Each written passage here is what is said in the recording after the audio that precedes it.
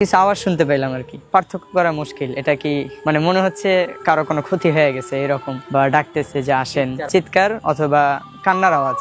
কান্নার আওয়াজ, ওয়াও, এটা তো আরো বড় মুশকিল হয়ে গেল। কান্নার আওয়াজ, ওয়াও, আমার ভয় করতেছে কিন্তু।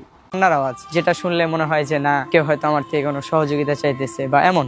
পরে আমি পিছনের দিকে না তাকায় আমি সামনে হাঁটতে থাকলাম। তো হাঁটতে হাঁটতে এক পর্যায়ে হঠাৎ করে অবলোকন করলাম, একটু দূরে যখন দৃষ্টি দিলাম তখন দেখলাম সাদা একটা পোশাকে কিছু। সাদা পোশাকে কিছু, ওয়াও, আমি তো শেষ হয়ে যাব। আপনারা জানেন না কি হবে, আমি শেষ হয়ে যাব। তো দূরের থেকে দেখলে মনে হয় মরা লাশ এমন কিছু। তো তারপরও একটু ভয় ভয় কাজ করতেছিল।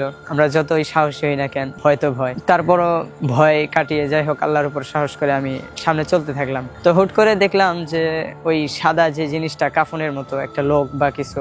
কাফনের মতো লোক, কাফনের মতো? ভাই তুই বলতেছিস কেউ করে? ভাই আমি তো শুনি অবাক হয়ে গেলাম।